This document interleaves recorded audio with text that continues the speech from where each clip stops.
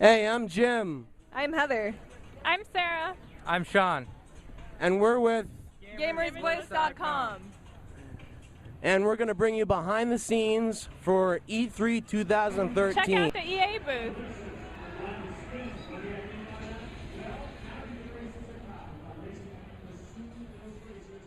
With 64-player multiplayer.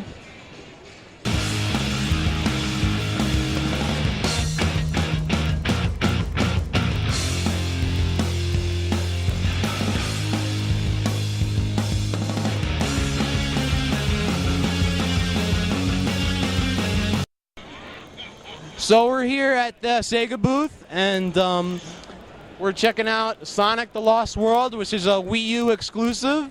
And Sean just actually got a chance to play the demo. What'd you think of it, man? Oh man, it was one of the best experiences. Sonic is back, and he's in the old form, classic form. You got the critters at the end whenever you finish the level. It's almost like playing Super Mario Galaxy. It's exactly like that. You're kind of going from one world to the next, but it's really, on this playing field. I played another level that was kind of more like an old school Sonic level, but it just felt a little bit too slow. Let's hope that Sega knows what they're doing and speeds things up. But definitely different type of gameplay. Whole another type of gameplay, you think? Or a combination of some? It's definitely a combination of old school, and that's what we need, as far as Sonic is concerned, and as far as the gamers are concerned. Hopefully Sega knows what they're doing with this one. It looks like, from what I played two different levels. The first level is great. The second level is needs a little bit more on it. It's called Desert Ruins, and he's taking a lot of Mario's old tricks and he's using them, and that's what I like about Sonic right now. All right, awesome. Well, moving on, let's get to the next thing. So we just got out of the Bethesda meeting, and we got a preview of The Evil Within for the first time, which looked absolutely amazing, but they can make anything look amazing. I wish we got to show the video to you guys, but unfortunately it was a private meeting, and I'm not sure if any of that will get leaked or published, but it's basically a Japanese developer that Bethesda picked up, and they are telling us that they're going back to the roots when it comes to survival horror. And they also said it was going to be an action type game, which kind of worried me at first, but once I saw the gameplay, it was actually very impressive. You start off as a detective, and then it basically goes nuts from there. They combine every aspect from all the old school survival horror, whether it's different dimensions, obviously you have less ammo, but they really seem to grasp the concept of the old school survival horror. So with that, let's move on to the next one. In front of the one and only Activision. They show impressive Call of Duty Ghost displays on this big screen and show off Skylander Swap Force, Call of Duty Ghosts, Destiny, and Diablo. Hey everybody, I'm Sean Ray with GamersBliss.com. We're here at the Activision booth at E3 2013, and we saw one of the best games, in my opinion, of the show floor, and that's called Destiny, right behind me. This game is the new title from Bungie, and it's being published by Activision, and it's really been blowing me away, just the sheer amount of technology just put into this game. You got seamless servers and stuff like that, allowing players to drop in and out of games on the fly, and with other things too, such as the multiplayer being only allowed in the single player, and it's all kind of a mesh. So that's really a treat to see.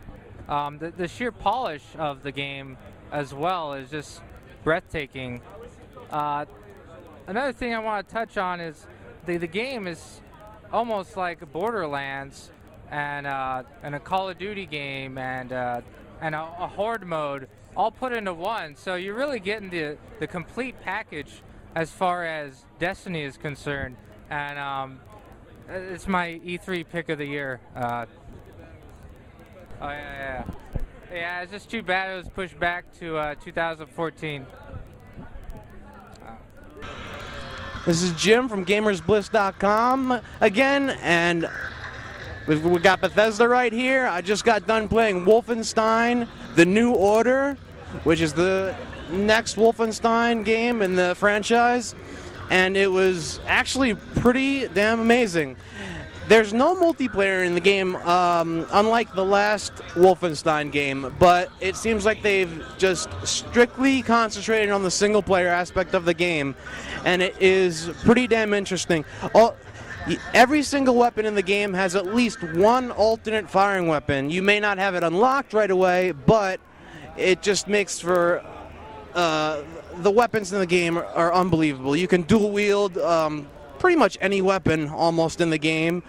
And there's pretty much not a scarcity of ammo. As long as you're killing enemies, you can pick up their ammo, you can pick up armor, health from enemies, all that stuff. I was even actually able to grab ammo and health from an enemy that I killed above me that was falling past me while I was hanging onto a rope. Specifically, one of the new guns that they have in there I'd like to talk about real quick is the plasma cutter, which basically you can use to cut certain chains, and you can use to cut fences to get inside them.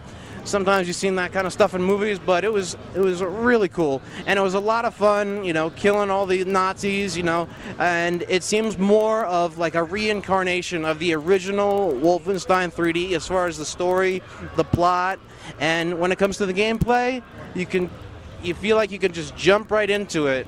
But like I said, every single gun has at least one alternate fire, and there's a lot more to it. There's collectibles, tons of stuff. But moving on, let's keep going.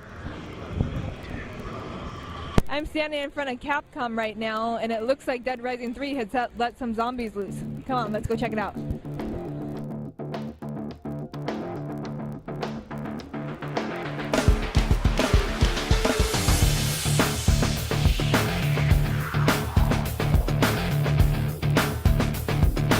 Jim Dragenti with GamersBliss.com. Continuing our coverage on day 2 of E3 2013, and we just got another look at Dead Rising 3. Of course, Microsoft showed it at their press conference.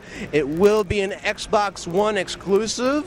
It looks a ton of fun. If you enjoyed any of the previous Dead Rising games, whether it was arcade games or Dead Rising 2, off the record, you will love this. You play as Nick Ramos, which is a new character in the franchise, and there's a bunch of updates. A lot of stuff is basically the same, just more or less improved. There's still the PP system, which is basically XP. There is a attribute system, which they have made a little bit more complex. You can basically unlock different, you can create weapons from blueprints just like the last game, but in this game you can use attribute points that you gain from leveling up to actually create weapons with more common, smaller weapons than what the blueprints actually call for, which is pretty cool. It takes place in California. There's 4 districts, so it's a pretty big open world, zombies everywhere.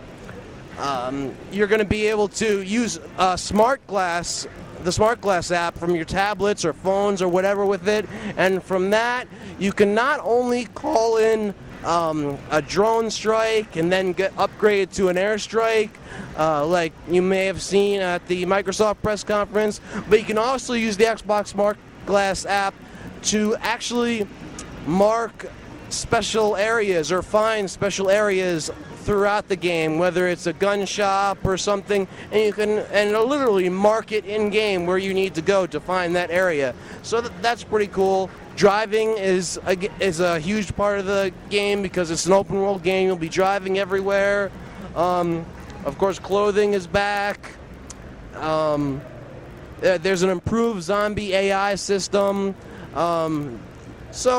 But it's basically more or less, your typical Dead Rising game. If you liked any other ones, it's just bigger and better and more badass.